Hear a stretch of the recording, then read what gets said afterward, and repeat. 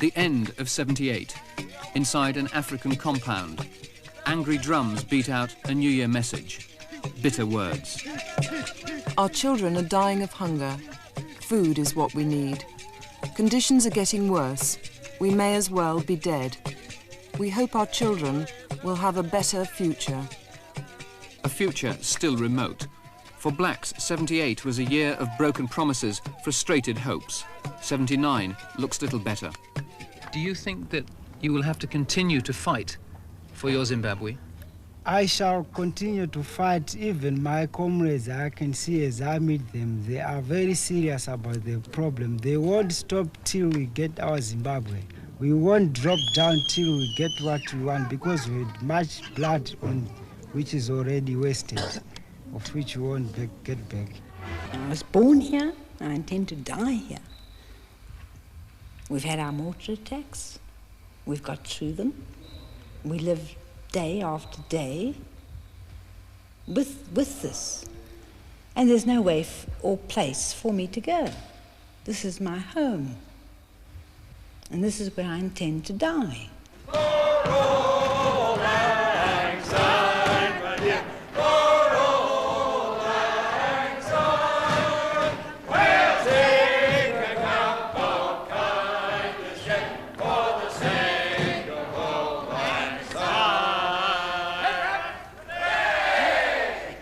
Scotland versus the rest, New Year's Day, the annual bowls match on the greens above Umtali.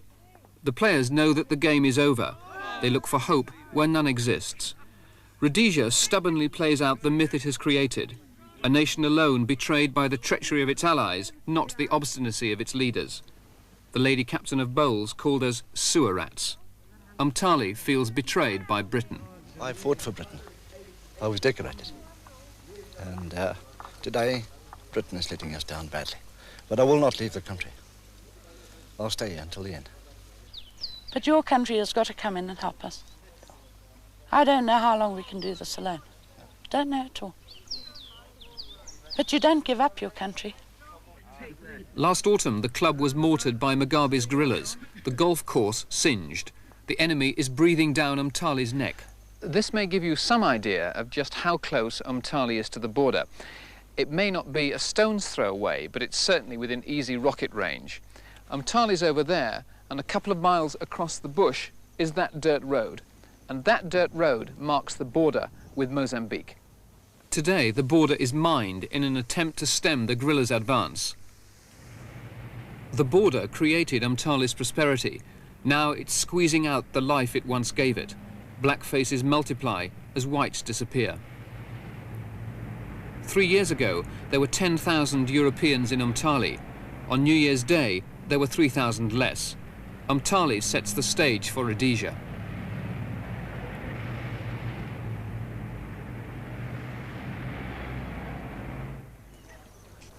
Whites leave in the dust a legacy of bitterness. New Year's Day, the wrong side of town. The homes of African workers, tin huts, one room, an oven in summer, an icebox in winter. The shacks are government property. Road construction workers and their families live inside. They used to live in the hills above Umtali. The guerrillas ordered them to leave. The government pays them £4 a week, no room for luxuries. Zimbabwe seems a long time coming. Do you think that you will get a true Zimbabwe in 1979? Well, I never know, because the date we were all waiting for was the 31st of December 1978. And now that things have gone to April, we can never know. Otherwise, we come in April the 30th and they say again in November. So we never understand the real situation at present.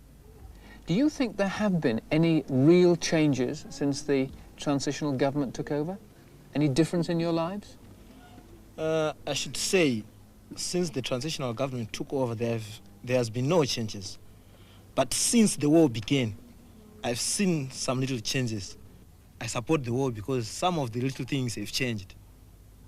But not since the transitional government took over.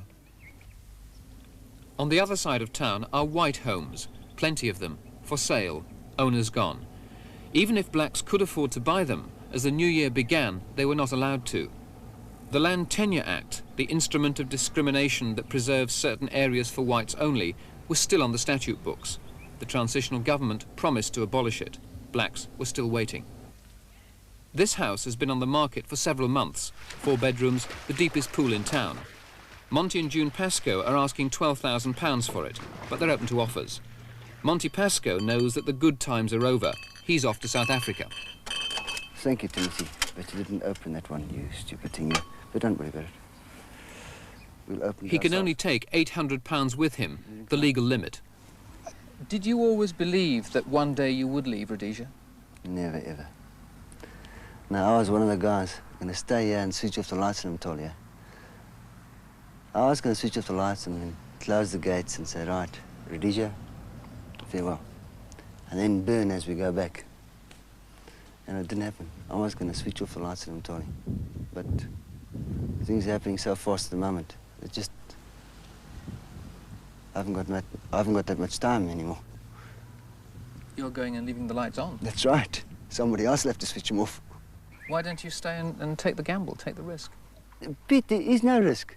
I mean, there is no gamble. There is a risk, but there's no gamble. The gamble is all on the... The gooks have got it. The who? The gooks. It is. They The whole world is supporting the terrorists. Has the attitude of Africans changed as a result of what is currently happening? Yes. Yes. In what way? I got a staff, or the company I work with has got a staff of about eight Africans, and they all think they're going to own houses. And I've never seen so many Africans learning to drive motor cars as what I have lately, because every one of them thinks they're going to get a motor car. A little garden, we call him a garden boy, was washing my mother-in-law's car. And he said to her, he says, well, next year, that's going to be my car. So my mother-in-law went to him and says, well, you see this box of matches, or this lighter, I'll burn it before I give it to you. So that's the attitude of the African. It's changed completely. Ratios here at the moment, I think we are about 34 to 1, maybe a bit more, with everybody taking a gap like me. In South Africa at the moment, I think it's about 4 to 1, I think, about 4 to 1.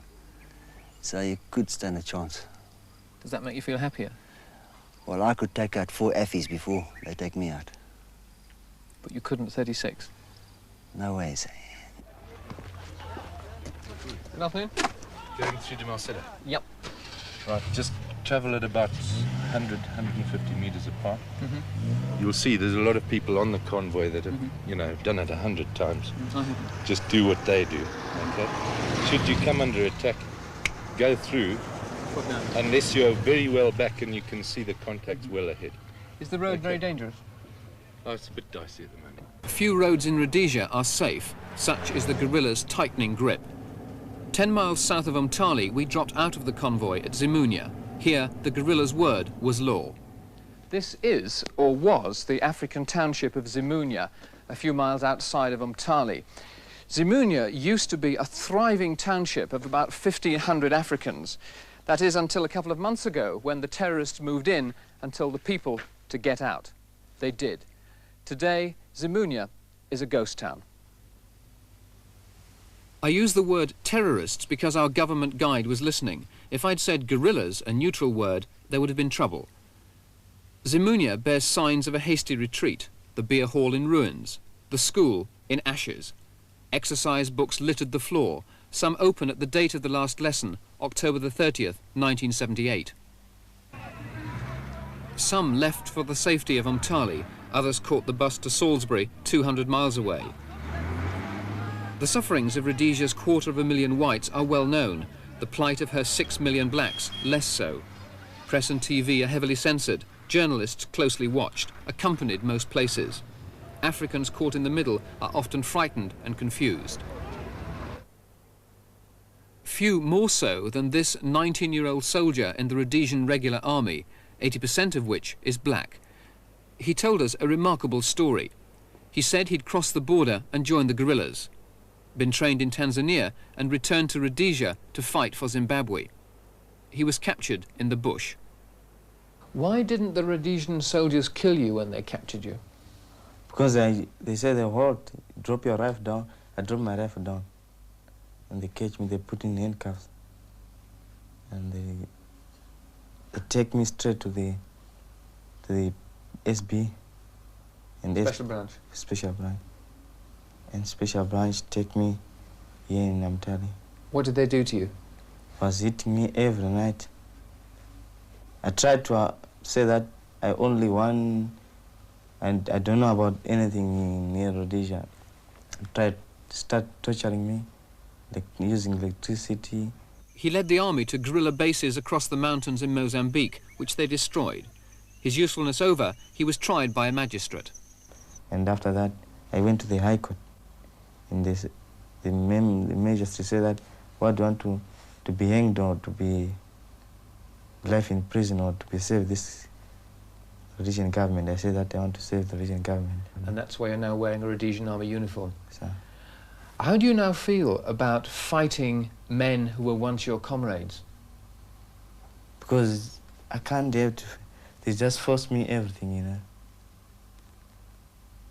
You have no choice? Yeah, just force me to do it. Why do Africans join the Rhodesian army? Because there's no jobs here in Rhodesia. There's just jobs for Europeans only. Yeah, no African jobs. So they join? Army, Rhodesian army. They join what? To fight or for the money? They just fight for money. Don't they fight for Rhodesia? No, they're just fighting for money. Not for? For this country. Because there's some more people there in army, they support Mugabe, you know. People, black soldiers in the army? Yeah. In the Rhodesian army support Mugabe? Because if they go to the African township, they have to get a card to pay donation for the people in the bush. Black soldiers. Who do you think will win in the end? I think Mugabe is going to be win because he's got plenty of supporters. Why do you think Mugabe will win? Because he's got plenty of supporters and plenty of tears in the bush. It was the prospect of an end to the war that led many whites to support the transitional government, but the war has intensified. Whole areas of the country are now under the guerrillas' control. Unload. These protected villages, or keeps, are where the government is holding on by its fingertips. They're designed to control the African population, the majority of whom live in the tribal trust lands. There are 200 keeps like this scattered all over Rhodesia, with over 500,000 Africans living behind their fences under guard. The keeps are meant to deny the guerrillas the supplies and support they seek and get from the African population. We were taken to this keep northwest of Umtali. Visitors are no strangers here. It's part of the journalist's guided tour. The toilets are spotless. The government insists that the Africans like the keeps, that they want to be protected from the terrorists. Africans tend to see them differently, a destruction of their way of life for white ends, not black.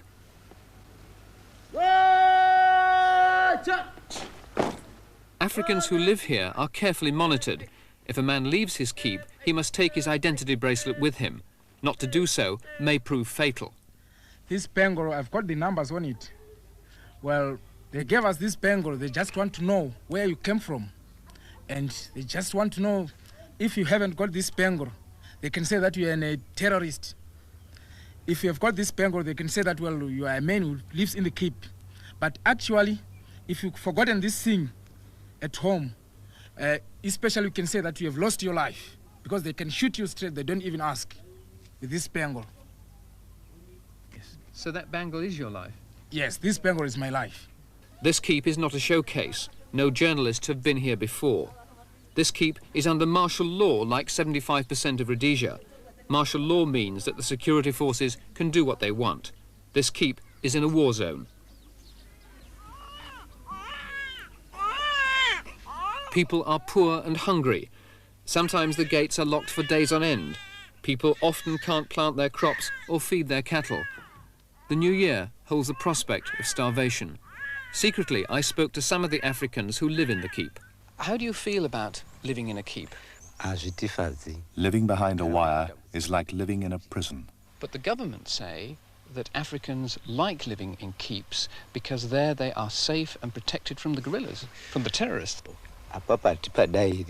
Our choice would be to live where we used to. Even though there are fighting forces, we much prefer to live among them than to be separated from them. Do most Africans, in your experience, support the guerrillas? They do, yes. Do any support the transitional government in Salisbury? Up to now, nothing has been achieved by the transitional government. They'll begin supporting after they've seen something they've achieved. In areas like this, it's the Red Cross that is keeping starvation at bay. They deliver their scarce supplies to St. Peter's Mission, 20 miles from the border. Africans flock in from the surrounding keeps. The cards show that they are cases of special need. A bag of corn for an empty stomach. The wailing is a way of saying thank you.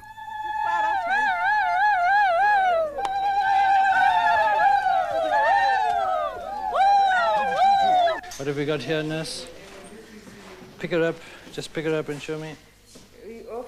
Yeah, pick up. Good. Out in the bush, missionaries are vulnerable. Guerrillas have killed 30 so far.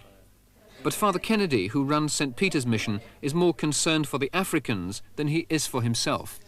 We've had in the region of about 35 civilians who have been shot accidentally or otherwise in the war, gunshot victims. And we've had people whose vehicles or donkey carts have detonated landmines. On the pretext of taking pretty pictures, we gave our government guide the slip. Then Father Kennedy spoke his mind, a brave man. And what is the relation between you here in the mission and the guerrillas? I think it's a good relationship. They understand naturally that if they were to come onto the mission site, that would jeopardize all the work we are doing here, and I think that they appreciate that, and so far they have not actually been onto the site. But we have contact with them. We are here to help poor, sick, and so on. They get sick, they need drugs, and so on, but they are very discreet in their manner of approach. And you provide them with medical supplies, do you? Yes, I provide anybody who requires medicine with medicine. The government would say that was helping the terrorist, helping the enemy. I presume they would. That has often been the case in this dilemma of the Christian priest on a mission. He must help those who apply for help, though it's labelled as a political action. How do you regard the guerrillas? Many of them are schoolboys that we have taught from time to time in our experience in mission schools. I prescind from individual acts of all violence which I deplore on both sides. But I respect them in general as a group of people who have got a cause and are fighting for it. Do you want me to elaborate on the cause? I'm a Rhodesian, actually. I think that's quite important. People, particularly perhaps overseas, think that all white Rhodesians subscribe to a particular policy. That isn't quite true. There are perhaps in the minority, those who have always objected to racial discrimination, who have always objected to the Land Tenure Act. I'm totally against those. So inasmuch as the guerrillas represent a force which alone has done something to get these things withdrawn, I respect their dedication. Do you think that Ian Smith would have made the accommodation he has with the Africans without the guerrilla war? No, I'm totally convinced he would not have done. What sort of support do the guerrillas have from the African population? Well, perhaps I could say I can't speak for the whole of Rhodesia, but I speak for the area occupied by the Wandao tribespeople, which I know very well. There are probably about 130 or 150,000 of these Wandao, and I can tell you, there's no question about it, they are totally behind the guerrillas. How do Africans feel about the Rhodesian security forces? Well, I'm afraid they feel their feelings result from their experience. Many things are justified because of a war situation, but the common man in the street, not that there are streets around here, it's rather bushy area. Their experience is arrest. You know, if a landmine is detonated in an area, the common practice is for everybody living within so many kilometers of the landmine to be arrested and interrogated. And I have seen the results of interrogation by the security forces. I've seen men who have suffered electric shock treatment. I've seen men who could not walk because of the soles of their feet having been beaten. So the security forces represent to our people here a threat to life and limb. You believe the stories, do you? I can vouch for them, and I'm not telling you what I've heard, I'm telling you what I've seen. I know that they are true. Since the wagon wheels rode north, it has been many years. The country has been built and run by hardy pioneers. They fought the Matabele and many a hardship too. With flag unfurled, we tell the world and sing this song to you. And you can call us rebels, and you can call us rogues. We were founded by an Englishman by the name of Cecil Rhodes. But despite the songs to boost morale, many whites in Umtali have decided that the end is nigh. Rhodesia finished. The Ellises are off to Blackpool. Had anyone told me 2 years ago that I would have been sitting here in virtually an empty house with these packing cases behind me, I'd have said never ever. I wouldn't have thought that this would have taken place in Rhodesia. I'm sorry. And hence the reason for us making our departure. We didn't think that things would go the way they have done, or that things would deteriorate in the manner they have. We were quite happy to remain in this country. We've been here 27 years. My whole life was here. I've had 27 very, very happy years indeed. As you can see, the beautiful surroundings we live in, the standard of living we've enjoyed also. And, well, it's rather heartbreaking to have to give it all up. Well, I'm sorry I'm leaving. As my husband said, we've had a good life here, you know, and we thought we were here for good, and we just feel now the best thing to do is to go. Why now? Well, there isn't any future for us here. How do you see 1979? 1979, I personally regret to say that I see it as a continuation of a war, because I see no support for the transitional government.